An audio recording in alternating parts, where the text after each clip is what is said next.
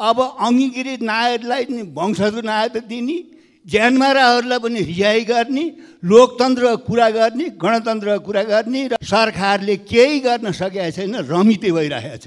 कि डाक्टर बन्छ भने तिमीलाई पिटाई खानुपर्छ। यो डाक्टरको देश हुन सक्दैन, प्रोफेसरको देश हुन सक्दैन। जो हत्या गर्छ त्यसलाई राष्ट्रपतिले ससम्मान विदाई गर्छ। विदाई कति दिनमा थाहा छैन, तर छोड्नुभयो। त्यो अबिरको मालाहरूको जात्रा देखाएको थियो। यसैको लागि राष्ट्रपति बन्ने हो। राष्ट्रपतिलाई संविधानभन्दा माथि जाने छैन। संवैधानिक राज्यको मान्यतामा अपराधी अपराधी हुन्छ। राष्ट्रपति महोदय रामचन्द्र पौडेलले शासक दलका कार्यकर्ता ज्यानमारा भए पनि सरकारको सिफारिस अनुसार रिहा गरेको दाबी गर्नु गलत छ। राष्ट्रपति पद खोपाको मूर्ति र संवेदनहीन होइन। देशको जातीय दंगा, धार्मिक दंगा किन बढिरहेछ? सरकारको संलग्नतामा छ। म सरकारमाथि आरोप गर्छु, आरोप प्रमाणित गर्छु। 15 जना कि 18 जना कति चाहिँ न्यायाधीश हुनलाई चाहिँ जाँच दिएका अरे। 1 जना पास भएको, अरू फेल भएका, तिनै फेल भएकालाई न्यायाधीशमा भर्ना गर्ने। हेर्नु त्यो लाज मर्नु के भन्छ दुनियाँले। माननीय अमरेश कुमार सिंह। सम्मानीय सभामुख महोदय, आज देशको अवस्था जटिल छ। जटिलताको कारक सत्ता गठबन्धन सरकार छ। म एउटा कुरा बुझ्न सकिनँ कि कुनसुकै परीक्षामा यदि एउटा सिपाही इक्जाम दिन्छ, सिपाहीको लागि ऊ फेल भयो भने जागिर पाउँछ? पाउँदैन। जब एउटा सिपाही पाउँदैन तर यहाँ न्यायाधीशको जाँच दिन्छ, फेल हुन्छ र उसले न्यायाधीशको नियुक्ति पाउँछ। र त्यो ती मात्र होइन, कति लाजमर्दो कुरा हो। यो सरकारले त वास्तवमा 1 चुलो पानीमा डुबेर मर्नुपर्ने। किनभने जो 1 जना मात्र लिखित पास गरेको छ, त्यो 1 जना लिखित पास गरेलाई त्यसलाई पनि वरियता क्रममा तल हालिदिएछ। फेल हुनेले माथि यो देशके इनकम्पिटेन्टले चलाउने। दोस्रो कुरा, सरकारले के मेसेज दिन खोजिरहेछ कि डाक्टर बन्छ भने तिमीलाई पिटाई खानुपर्छ। यो डाक्टरको देश हुन सक्दैन, प्रोफेसरको देश हुन सक्दैन। जो हत्या गर्छ त्यसलाई राष्ट्रपतिले ससम्मान विदाई गर्छ। विदाई कति दिनमा थाहा छैन, तर छोड्नुभयो। त्यो अबिरको मालाहरूको जात्रा देखाएको थियो। यसैको लागि राष्ट्रपति बन्ने हो। राष्ट्रपतिलाई संविधानभन्दा माथि जाने छैन। संवैधानिक राज्यको मान्यतामा अपराधी अपराधी हुन्छ। तर विगतदेखि सरकार नेपाललाई मजदुरको देश बनाउन खोजिएको छ। डाक्टरको देश होइन, प्रोफेसरको देश होइन, वकिलको देश होइन, शिक्षितको देश होइन। कि दलीय भागभण्डामा जे पनि गर्न छुट पाइन्छ? के मेरो निर्वाचन क्षेत्रमा जुन निर्वाचन गराउने निर्वाचन अधिकृतको दोष यति थियो कि म मन्त्री बने त्यस कारण न्यायाधीश बनेन? ऊ पनि कानुनकै मान्छे थियो। तर कानुन मन्त्रीजीलाई मरेको भूत प्रेतको पनि भोट खसाइदिएको लेजिटिमाइज गरेपछि उसले आज न्यायाधीशको कुर्सीमा बस्न पाए। यस्तो हिपोक्रेसी त म कहीँ पनि देखाएको थिइनँ। मन्त्री बन्नुभन्दा पहिला पुरा उपदेश फलाक्दै हुन्थ्यो कि म देश र जनताको लागि हो, अपराधी देशको लागि, असक्षम देशको लागि। यो कुरा सम्य छैन। साथसाथै मैले आज के कारण हो, म एक कारण जान्न चाहन्छु। यदि सरकारले भनेन भने म अर्को संसदको बैठकमा म कारण बताउँछु कि यही सरकारको पालामा देशको जातीय दंगा, धार्मिक दंगा किन बढिरहेछ? सरकारको संलग्नतामा छ। म सरकारमाथि आरोप गर्छु, आरोप प्रमाणित गर्छु कि सरकारको निर्णयता, सरकारको संलग्नतामा देश आज जातीय र धार्मिक द्वन्द्वमा फसाएर देशलाई बर्बाद पार्न खोज्दैछ। सरकारले यसको बारेमा प्रश्न हुनुपर्छ, जवाब दिनुपर्छ। आजको दिनमा सर्लाहीकै घटना छु। म संयोगले सर्लाहीमै थिएँ। मेरो निर्वाचनमा क्षेत्रमा सदरमुकाम पर्दैन, तर सदरमुकाममा कर्फ्यू लाग्यो। त नेपाल पुलिस र सशस्त्रले कर्फ्यूलाई कार्यान्वयन गर्न सक्ने हैसियतमा रहेन, सेना उतार्नु पर्यो। अब सामान्य ल एन्ड अर्डर अफ सेनाको बसको कुरा भयो। नेपाली सेनाले गएपछि मात्रै पेट्रोलिङ गरेपछि बल्ल अलिअलि शान्ति, त्यो पनि लगातार कति दिन भयो। म धर्म 1 मिनट थपिदिनु सभामुख जसम्म विनम्र छ। एकातिर हामी एसीमा बसेर तलबत्ता खाइरहेछौँ, नेपालगञ्जमा दंगा भइरहेछ। कि हामी यसैको लागि तलबत्ता खाइरहेछौँ कि हाम्रो देश जलिरहोस्? निरो जस्तै रोम जलिरहेको थियो, निरो बाँसुरी बजाइरहेको थिए। हामी सरकारसँग प्रश्न चाहन्छु। टाइम सक्यो मान्यज्यू। हस्, धन्यवाद। मान्य चित्रबहादुर केसीजी। अब यहाँ बोल्ने कुरा धेरै छन् मनमा, समय थोरै छ। सबभन्दा पहिलो कुरा त मैले पहिले पनि उठाएको थिएँ, पूर्व प्रधानमन्त्रीहरूलाई सभामुखहरूलाई जति मन लाग्छ उति बोल्न दिने मिल्छ। अरू सबै यहाँ त्यही सुन्न मात्रै आयो हो। 2 घन्टा बोल्दाखेरि नयाँ कुरा के नै आयो उहाँको। त्यस कारणले यसमा चाहिँ विचार गर्नुपर्छ, मेरो एउटा कुरा। दोस्रो कुरा, राष्ट्रपतिबाट गणतन्त्र दिवसको अवसरमा, संविधान दिवसको अवसरमा फौजदारी मुद्दा लागेका अपराधीहरूलाई जुन मिना दिने काम भयो, यो अत्यन्त चाहिँ गलत काम छ। यो चाहिँ राजनीतिक पार्टीहरूको चाहिँ सत्ताधारीहरूको सिफारिसमा जे सिफारिस आउँछ त्यो मैले मान्नुपर्छ भनेर चाहिँ सम्माननीय राष्ट्रपतिज्यूले व्यवस्था चाहिँ प्रकट गर्नुभएको छ। यदि कार्यकारिणीले सिफारिस गरेर हरेक प्रकारका ज्ञानमाराहरू अपराधीहरूले छुट्टी पाउने हो भने न्यायपालिका किन चाहियो?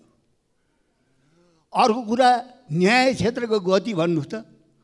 15 जना कि 18 जना कति चाहिँ न्यायाधीश हुनलाई चाहिँ जाँच दिएका अरे। 1 जना पास भएको, अरू फेल भएका, तिनै फेल भएकालाई न्यायाधीशमा भर्ना गर्ने। हेर्नु त्यो लाज मर्नु।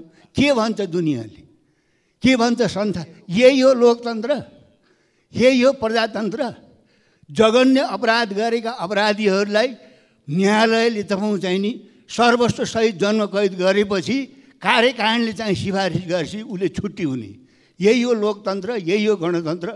अर्को कुरा, राष्ट्रिय जनमोर्चाले भन्दै आएको कुरा के हो भने नेपालमा सङ्घीय प्रणाली कुनै पनि हालतमा यसको औचित्य छैन। यो प्रणाली नेपालले धान्नै सक्दैन भन्ने कुरा अहिले इतिहासले प्रमाणित गरेको छ। हेर्नुहोस् त परदेशको जात्रा, कोशीको जात्रा हेर्नुहोस् त। त्यो जात्रामा सत्ता पक्ष प्रतिपक्ष जबै मिलेर दुनियाँका अगाडि चाहिँ यो जात्रा देखाइरहेका छन्। त्यस कारणले परदेश त सब विचार गरौँ, प्रजातान्त्रिक विकेन्द्रीकरण गरौँ, स्थानीय तहलाई बलियो बनाऊ। परदेश खारेज गर्नुको विकल्पै छैन। त्यस कारणले अब अङ्गीकृत नागरिकलाई वंशजको नागरिकता दिने, ज्यानमाराहरूलाई पनि रिहाई गर्ने, लोकतन्त्रको कुरा गर्ने, गणतन्त्रको कुरा गर्ने र अन्तिममा यो दसैँको बेलामा महँगीले जनताको ढाड भाँचेको छ। सरकारले केही गर्न सकेको छैन, रमिते भइरहेको छ। र यो दसैँको बेलामा विशेष गरेर भारततिरबाट नेपालीहरू चाहिँ दसैँ मान्न घर आउँछन्। सिमानामा तिनलाई लुटपाट गर्ने, कुटपिट गर्ने, लछार पछार गर्ने सबै अन्याय चाहिँ सहनुपर्छ। त्यस कारणले सरकारले त्यतातिर ध्यान दियोस्। धन्यवाद। मान्य अब्दुल खान, समय 3 मिनट। त्यसपछि मान्य रामप्रकाश चौधरी। सम्माननीय सभामुख महोदय, आज जनमत पार्टीको तर्फबाट गैर आवासीय नेपालीहरूले नेपालमा लगानी गर्ने विषय र नेपालमा रहेका भुटानी मूलका नागरिकहरूको समस्याको सम्बन्धमा म कुरा राख्न चाहन्छु। हाम्रो पार्टीको अध्यक्ष माननीय डाक्टर सीके राउतजी संयुक्त राज्य अमेरिकाको 10 दिने अध्ययन भ्रमणमा फर्किनु भएको छ र सो क्रममा त्यहाँ गैर आवासीय नेपाली र भुटानी मूलका नेपाली समुदायले उठाएका कुराहरूप्रति संसदको ध्यान आकर्षण गराउन चाहन्छु। नेपालमा गैर आवासीय नेपालीहरूले लगानी गर्न उपयुक्त वातावरण बनाउन दोहोरो कर प्रणाली उन्मूलन गर्नु आवश्यक छ। त्यसको लागि सरकारले उपयुक्त विधेयक संसदमा पेश गर्न र अन्य मुलुकहरूसँग गर्नुपर्ने समन्वय गर्न ध्यान आकर्षण गराउन चाहन्छु। त्यस्तै भुटानी शरणार्थीहरूमध्ये झापाको शनिश्चर्य र बेन्डाङ्गी शिविरका करिब 6000 शरणार्थीहरूलाई अझै पनि व्यवस्थापन गर्नुपर्ने भएकोले सोको विषयमा सरकारले पहल गर्न आग्रह गर्न चाहन्छु। त्यस्तै नेपालकै भूमिमा जन्मेका भुटानीहरूलाई जन्मको आधारमा नागरिकता दिन मिल्ने व्यवस्थाको लागि नेपाल सरकारको पहल होस् भनेर ध्यान आकर्षण गराउन चाहन्छु। नेपालबाट तेस्रो मुलुकमा पुनर्स्थापना गरिएका र नेपाललाई औधी माया गर्ने, नेपालीलाई नै आफ्नो घर मान्ने भुटानी शरणार्थीहरूलाई गैर आवासीय नेपालीको दायराभित्र ल्याउन के कस्ता कठिनाइहरू रहेका छन् सो विषयमा नेपाल सरकारद्वारा पहल गर्न ध्यान आकर्षण गराउन चाहन्छु। सम्माननीय सभामुख महोदय, पछिल्लो समयमा देशका विभिन्न भेगमा नाबालकहरूको हत्यादेखि राजनेताहरूसम्म कतै हत्याको प्रयास भएको घटनाहरू देखियो।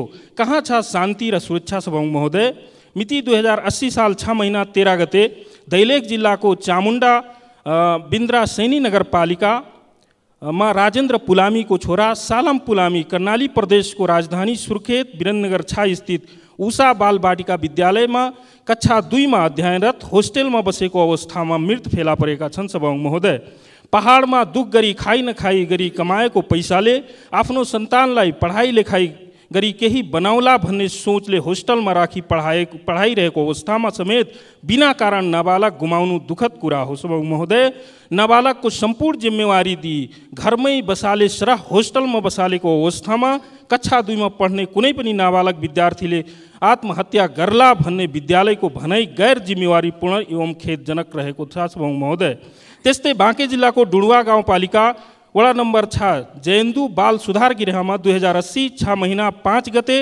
अन्दाजी राति 10 बजे कैदी बन्दीहरू बीच झडप हुँदा 1 जनाको मृत्यु भयो, 4 जनाको सम्पर्कविहीन र 10 जना घाइते भएका छन्। सभामुख महोदय, मृत्यु हुने रूपन्देही कञ्चनपुर गाउँपालिका 4 इन्द्रपुर अन्दाजी 21 वर्षीय सुलभ केसीको मृत्यु भएछ।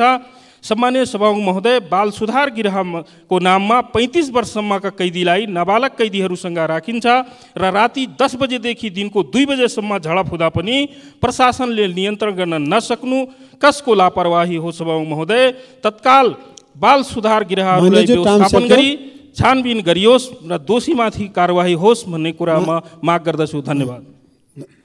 धन्यवाद मान्यजी। श्री वासुदेव घिमिरे, समय 3 मिनेट। सम्माननीय सभामुख महोदय, आज म सम्मानित संसदमा 2वटा विषय उठाउन चाहन्छु। पहिलो विषय भनेको भैरवा स्थित गौतम बुद्ध अन्तर्राष्ट्रिय विमानस्थलको धावन मार्ग समेत पर्ने जग्गा व्यक्तिको नाममा पारिएको घटनासँग सम्बन्धित छ भने अर्को सीमावर्ती भारतीय नाकाबाट सेटिङमा भइरहेको अवैध आयातसँग सम्बन्धित छ। सभामुख महोदय, भूमाफिया र मालपोत कार्यालयका कर्मचारीहरूको मिलोमतोमा गौतम बुद्ध अन्तर्राष्ट्रिय विमानस्थलको धावन मार्ग समेत पर्ने 4 बिघा 17 कट्ठा जग्गा व्यक्तिका नाममा सारिएको घटना सार्वजनिक भएको छ। 58 वर्ष अघि हदबन्दीमा परेपछि मन्दिरलाई दिएको जग्गा विमानस्थल बनेर सञ्चालनमा समेत आइसकेपछि व्यक्तिको नाममा सारिनु अत्यन्त गम्भीर विषय हो। विमानस्थलको अधिकरणमा परेको जमिन व्यक्तिका नाममा लैजाँदा मालपोत कार्यालय रूपन्देहीले मुआवजा वितरण समितिका संयोजक समेत रहने प्रमुख जिल्ला अधिकारी विमानस्थल आयोजना र नागरिक उड्डयन प्राधिकरणसँग कुनै परामर्श नलिएको पाइएको छ। यसर्थ विमानस्थलको जग्गा व्यक्तिको नाममा सार्दा ठुलो आर्थिक चलखेल भएको स्पष्ट देखिन्छ। हदबन्दीमा परेको जग्गा फिल्डबुकमा भए पनि कसैको नाममा दर्ता नरहेकोमा भूमाफियाको योजनामा मालपोत कार्यालयले व्यक्तिको नाममा सारिएको बुझ्न सकिन्छ।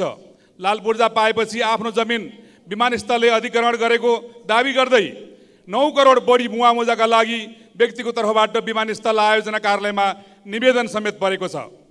2079 सम्म फिल्डबुकमा कसैको नाममा नरहेको जग्गा एकाएक व्यक्तिको नाममा सारिँदा स्थानीय स्तरमा आक्रोश समेत बढेको छ। अत व्यक्तिको नाममा सारिएको सो जग्गा पूर्ववत अवस्थामा फर्काई यस्तो चलखेलमा संलग्न सबैलाई कारबाहीको दायरामा ल्याउन म सम्माननीय सभाको मार्फत सरकारको गम्भीर ध्यान आकर्षण गराउन चाहन्छु। यसैगरी केही समयदेखि भारतीय सीमावर्ती बजारबाट सर्वसाधारण उपभोक्ताले 100 रुपियाँ भन्दा बढीका सामान भन्सार बिना नेपाल ल्याउन पाउँदैनन्। नेपालको आन्तरिक व्यापार व्यवसाय प्रबन्धनको लागि यो नियमलाई नकारात्मक भन्न मिल्ने अवस्था छैन, तर यो नियमबाट के साँच्चीकै सीमानाकामा हुने तस्करी रोकिएको छ त? यस्तो देखिँदैन सभामुख महोदय। व्यापारीको मिलोमतो र सेटिङमा हुने अवैध आयातलाई यो नियमले रोकेको छैन। भारत तर्फबाट क्यारिङको नाममा हुने सेटिङमा ठुलो परिणामका सामान भन्सार बिना नेपाल ल्याउने गरेका छन्। यसमा भन्सार कार्यालयका कर्मचारी र प्रहरीको समेत मिलोमतो रहेको बुझ्न कठिन छैन। अचेल भारतीय बजारमा नेपालीहरूले सामान खरिद गरेपछि त्यसलाई खरिदकर्ताको घरसम्म पुर्याउने गिरोह सक्रिय भएको पाइन्छ। एकातिर सर्वसाधारण जनतालाई 100 रुपियाँ भन्दा बढीको सामान ल्याउँदा भन्सार गर्न लगाउने, अर्कोतर्फ लाखौँ मूल्यका सामान बिना भन्सार नेपाल भित्राउने गिरोहलाई रोक्न नसक्ने प्रवृत्तिले न राजस्वमा वृद्धि हुन्छ न उपभोक्तालाई राहत नै। यसर्थ सेटिङमा हुने अवैध आयातलाई कडाई गर्न म सभाको मार्फत सरकारको गम्भीर ध्यान आकर्षण गराउन चाहन्छु। धन्यवाद। मान्य सदस्य प्रेम सुवालज्यू, समय 3 मिनट। त्यसपछि मान्य चित्रबहादुर केसी, समय 3 मिनट। समय। सभामुख महोदय, केही महत्त्वपूर्ण विषयमा सभामुख मार्फत सरकारको ध्यान आकर्षण गराउन चाहन्छु। प्रधानमन्त्रीजीले इन्धनको मूल्य वृद्धिबारे थाहा नभएको बताउनुभयो। आफूलाई यसरी थाहा नहुनुको अर्थ प्रधानमन्त्री कार्यकारी भूमिकामा नभएको सरह हो, स्वीकार गर्नु हो कि कुनै विदेशीबाट कार्यकारी भूमिका सञ्चालन भइरहेको हो र प्रधानमन्त्रीजीले संयुक्त राष्ट्रसङ्घको महासभामा सहभागिताबारे संक्षिप्त जानकारी गराउनुभयो। तर प्रधानमन्त्रीजीको सम्बोधनमा एक देशको समाजको नीति अर्कोमा लागू नहुने, प्राथमिकतामा र परम्परा, इतिहास, संस्कृति फरक हुने, बरु एक अर्कोबाट सिक्ने, अनुभव बाँड्ने र बुझ्ने, विश्वका जनतामा विभाजन होइन एकता ल्याउने बारे उल्लेख भएन। विकासोन्मुख देश वा ग्लोबल साउथ र विकसित देशबीच स्वार्थमा भिन्नता हुने, ग्लोबल साउथको चासो संयुक्त राज्य अमेरिका वा विकसित देशको चासोसँग मेल नखाने, अमेरिका प्रथम नीतिले ग्लोबल साउथ देशलाई भेदभाव गर्ने, अन्य देशको एजेन्डा अपहरण गर्ने वा आफ्नै विषयहरू थोप्ने, युएनमा ग्लोबल साउथको बहुमत भए पनि अमेरिकाले चाहेको निर्णय गराउने लगायत विषयबारे पनि प्रधानमन्त्रीजीको सम्बोधनमा उल्लेख भएन। आजभन्दा 20-22 वर्ष अगाडि नै युक्रेनमा रहेका 3वटा गैर सरकारी संस्थालाई अमेरिकी सरकारको आर्थिक सहयोग भएको सार्वजनिक भएको थियो। प्रधानमन्त्रीजीको सम्बोधनमा यो विषय पनि उल्लेख भएन। परिणाम अहिले युक्रेनमा रुस विरुद्ध अमेरिकी छडम युद्ध भइरहेको छ। भौतिक प्रतिस्पर्धाले देशहरूलाई विरोधी समूहमा विभाजन गर्ने र यसले मानव जातिको हित नगर्ने बारे पनि प्रधानमन्त्रीको सम्बोधनमा उल्लेख हुनु आवश्यक थियो, भएन।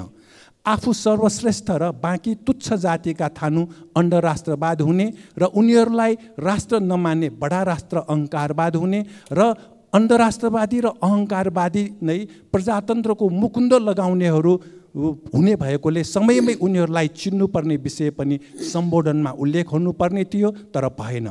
12-13 सालको नेकपाको दोस्रो महाधिवेशन वा 15 सालको पहिलो महानिर्वाचनको बेला तीनधारा पाठशालाको एक जनसभामा कवि भूपी शेरचनले वाचन गर्नुभएको कविताको अंश, साथी मेरो कविता कविता होइन, मेरो कवितामा साथी डलरको झङ्कार छैन, त्यसैले साथी मेरो कविता कविता होइनलाई सम्झेर प्रधानमन्त्रीजीले युएनमा सम्बोधन गर्नुभएको भए राम्रो हुने थियो, त्यो भएन। राष्ट्रपति महोदय रामचन्द्र पौडेलले शासक दलका कार्यकर्ता ज्यानमारा भए पनि सरकारको सिफारिस अनुसार रिहा गरेको दाबी गर्नु गलत छ। राष्ट्रपति पद खोपाको मूर्ति र संवेदनहीन होइन। के सरकारले नेपाललाई सिक्किम जस्तै भारत विलय गराउने प्रस्ताव राखे पनि राष्ट्रपति महोदयले समर्थन गर्न मिल्छ र मिल्दैन? सभामुख महोदय, मान्यजी टाइम सक्यो। धन्यवाद। धन्यवाद मान्यजी। अब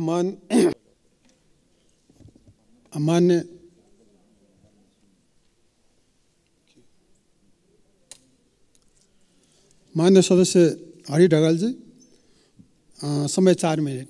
त्यसपछि मान्य ध्रुवबहादुर प्रधान। सम्माननीय सभामुख महोदय, यो सदन चलिरहँदा नेपालगञ्जमा दुई समुदाय बीचको द्वन्द्वका कारण कर फुलाउनु पर्ने स्थिति आएको छ। म सम्पूर्ण नेपालगञ्जवासी, आमा बुवा, दाजुभाइ, दिदीबहिनीहरूलाई, सबैलाई, आम नागरिकलाई सहिष्णुता, हार्दिकता र संयमिता राख्न यो गरिमामय सदनबाट हार्दिक अपिल गर्दछु। सरकारलाई शान्ति सुरक्षाको विशेष ख्याल राख्न म ध्यानाकर्षण गराउन चाहन्छु। सम्माननीय सभामुख महोदय, देशको आर्थिक अवस्थाको बारेमा यो सदनमा विभिन्न समयमा विभिन्न मान्यज्यूहरूले आवाजहरू उठाइराख्नु भएको छ। देश आर्थिक मन्दीमा जाँदैछ, आर्थिक मन्दीमा धसिँदैछ। आर्थिक मन्दीमा धसिँदाका कारणहरूका बारेमा उत्खनन कसैले गरेका छैनन्। किन आर्थिक मन्दीमा फस्दैछ भनेर सुझावहरू अर्थ मन्त्रालयमा बुझाउँदा ती सुझावहरू सुनवाई अर्थ मन्त्रालय गर्दैन, नियामकहरूले गर्ने गरेका छैनन्। ब्याङ्क वित्तीय संस्थामा नेपालको इतिहासमा पहिलोपटक सायद सिडी रेसियो 81-82 को हाराहारीमा छ। लगानी योग्य रकम प्रशस्त छ। लगानी योग्य रकम प्रशस्त हुँदाहुँदै ऋण प्रवाह हुन सकेको छैन।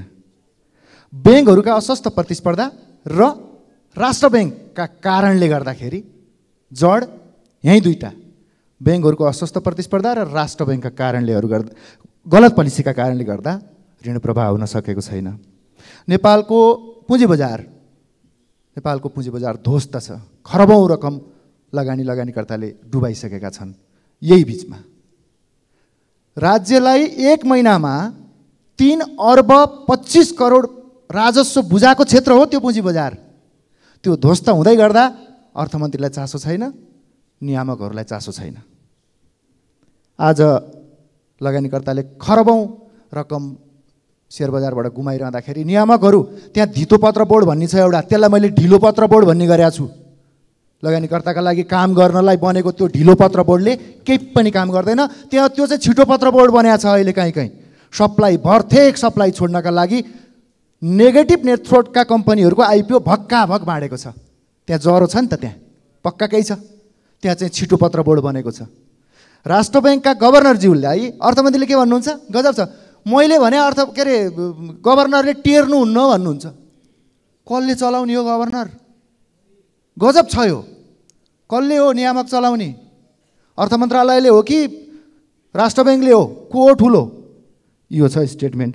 अहिले भर्खर प्रमुख प्रतिपक्ष दलका नेता पूर्व प्रधानमन्त्री माननीय केपी शर्मा ओलीज्यूले नेपालको सेयर बजार चाहिँ छुटाउनु भयो। त्यो बजारको 12 करोड भन्ने मात्रै छुनु भएको थियो। त्यो क्याप कसले लगा? गभर्नरले लगा। अनि त्यो हटाउनुस् भनेर भन्नको लागि को चाहिँ लागेको छैन। अहिले पूर्व अर्थमन्त्रीहरू लाइन लागेर यो मुद्दा उठाइराख्नु भएको छ। अहिले हामीलाई त शङ्का लागेको छ, तँ कुटे जस्तो गर, म रोए जस्तो गर्छु त भने होइन भन्ने शङ्का लागेको छ। अहिले यो मुद्दा बल्ल आएको छ। यो मुद्दा यो पोलिसी लिएर कति भयो? 2 वर्ष भइसकेको छ। बल्ल अहिले जाग्नु भएको छ। यो मुद्दा बल्ल अहिले उठान गर्नुभएको छ। प्रदूषित राजनीतिको कारणले, प्रदूषित राजनीति अभ्यास र संस्कारका कारणहरूले गर्दा नियामकहरूको नियुक्ति मेरो फेभरको र मेरो सहजीकरणका लागि भनेर नियुक्ति गरिदिँदा राज्य व्यवस्थामा कस्तो असर पर्दो रहेछ भनेर यसपटक राष्ट्र ब्याङ्क मार्फत आम नागरिकले पनि बुझिसकेका छन्। प्रदूषित राजनीतिक मानसिकता सहितको संस्कार बोकेर नियुक्ति गर्दाखेरि, धितोपत्र बोर्डको नियुक्तिका कारणहरूले गर्दाखेरि के हुँदो रहेछ बजार। आज सेयर बजारका लगानीकर्ताले छर्लङ्ग देखाएका छन्। समग्र अर्थव्यवस्था यति तहस नहस हुँदा अर्थमन्त्री निदाउनु भएको छ। सरकार मस्त निन्द्रामा छ।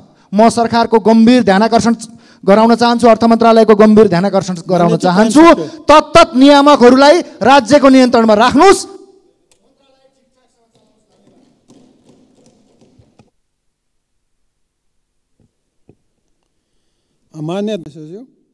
मान्य तारा लामा तामाङ, समय 3 मिनट। त्यसपछि माननीय सरिता भुषाल। सम्मान्य सभामुख महोदय, सबभन्दा पहिले त आज प्रमुख प्रतिपक्षी दलको नेता हाम्रो अध्यक्षले बोल्नु भएको छ र सरकारले शिक्षकहरूसँग गरेको सम्झौताको लागि मात्र नभएर कार्यान्वयन गर्नु पर्यो, समग्र शिक्षा क्षेत्रलाई राम्रो बनाउनु पर्यो भन्नुभएको छ। मेरो कुरो पनि त्यही छ र यसले शिक्षामा राम्रो पनि गर्नेछ। र हुन त यो सरकार अब जति भने पनि आफूले आफ्नो लागि जे गर्नुपर्ने त्यो गर्दा रहेछन्। शिक्षकहरूको सन्दर्भमा पनि सम्झौता गरेर आफू अनुकूल व्याख्या नगरोस् भन्ने सचेत गराउन चाहन्छु। परीक्षा फेल भएको नतिजा थाहा नपाउँदै न्यायाधीश नियुक्ति गर्ने सरकारप्रति के आशा गर्ने? त्यसरी नै हाम्रो कञ्चनपुरमा छोटी भन्सारको सन्दर्भमा त्यहाँको जनप्रतिनिधिको हैसियतले त्यहाँको उद्योग वाणिज्य सङ्घ सबै व्यवसायीहरूले माग गरे छोटी भन्सारलाई सञ्चालन गर्नु पर्यो। सञ्चालन गर्ने प्रधानमन्त्रीजी कञ्चनपुरको कार्यक्रममा गएर यो भन्सार सञ्चालन हुन्छ भनेर बोल्नु पनि भयो। तर बोल्नु भएपछि त्यहाँको उद्योग वाणिज्य सङ्घ जनताहरू खुसी भएर त्यहाँ रहेको भन्सार कार्यालयको सरसफाइ गर्ने भनेर बुट्यानहरू सफा गर्दाखेरि त्यहाँको वार्ड अध्यक्षलाई मुद्दा लगाएर यहीँको मन्त्रालयहरूबाट फोन गरेर उहाँलाई मुद्दा लगाएको छ, मुद्दा चलिराखेको छ। र त्यहाँ जनताले मागेको छोटी भन्सार राजस्व उठ्या छैन भन्छन्, सरकारकै सेटिङमा त्यो छोटी भन्सार नचलाएको भन्ने त्यहाँको आरोप छ।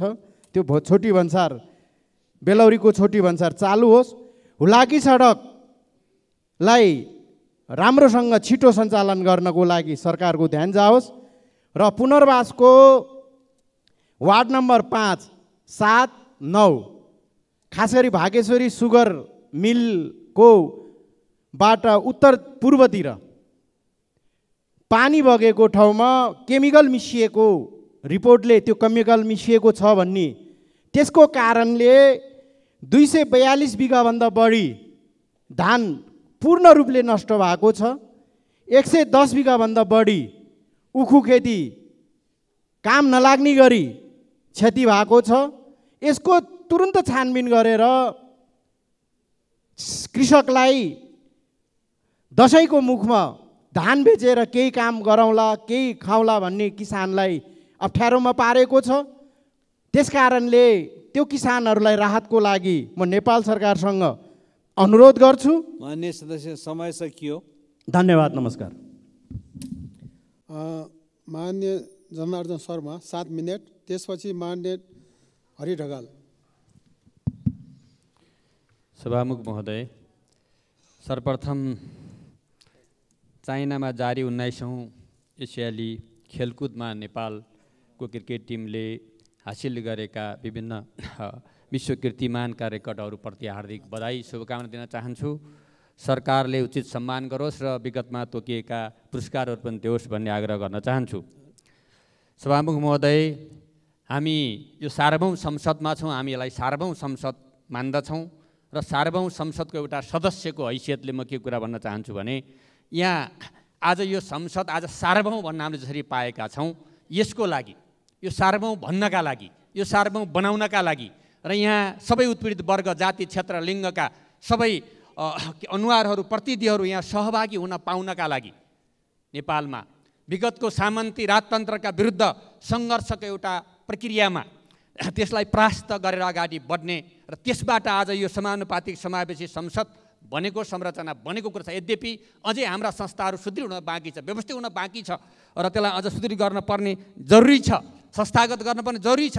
तर संविधानमा जनताका जे अधिकारहरू लेखिएका छन् ती लेखेका अधिकारहरूलाई यो सार्वभौम संसदसम्म आएर सार्वभौम बनाउने एउटा ऐतिहासिक प्रक्रियाको थालनी भएको फाल्गुन 1 गते जहाँ गरिबहरूले, जहाँ उत्पीडितहरूले, जहाँ महिलाहरूले, जहाँ दलितहरूले, जहाँ आदिवासीहरूले, जहाँ जनजातिहरू, जहाँ मुस्लिमहरूले आफ्नो आवाज बुलन्द गरेका थिए, त्यो बुलन्द गरेको महान दिन हो।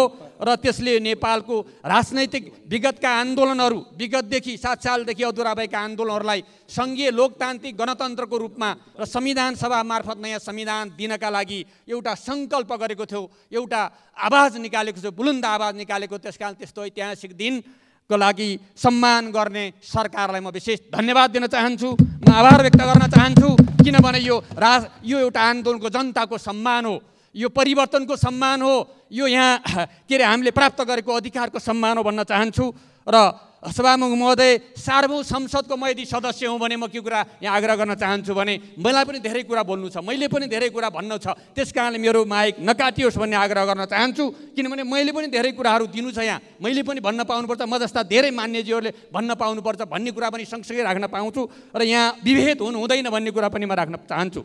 र म के भन्न चाहन्छु, आज देशमा बहुजाति, बहुभाषा, बहुसंस्कृति, बहुधर्म, बहुकला, बहुसंस्कृति भएको यो देश, आज यस्तो देशमा आज जुन कुरा भइरहेको छ, जुन खालको द्वन्द्व, आज जातीय धार्मिक द्वन्द्व उत्पन्न गर्ने र त्यहाँ घटनाहरू भइरहेका छ। आज नेपालगञ्जमा भएको, विगतदेखि तराईका मधेसका केही भागहरूमा, पूर्वी नेपालहरूमा भएका जो घटनाहरू छन्, ती घटनाहरू अत्यन्त गम्भीर प्रकृतिका घटना छन्। र यो घटनाहरू किन, कसरी उत्पन्न भएका छन्, कहाँबाट कसरी अगाडि बढेको छ भने यसको जरोसम्म पुगेर यसको अध्ययन गरेर यसको समाधान गर्नुपर्ने आजको आवश्यकता छ।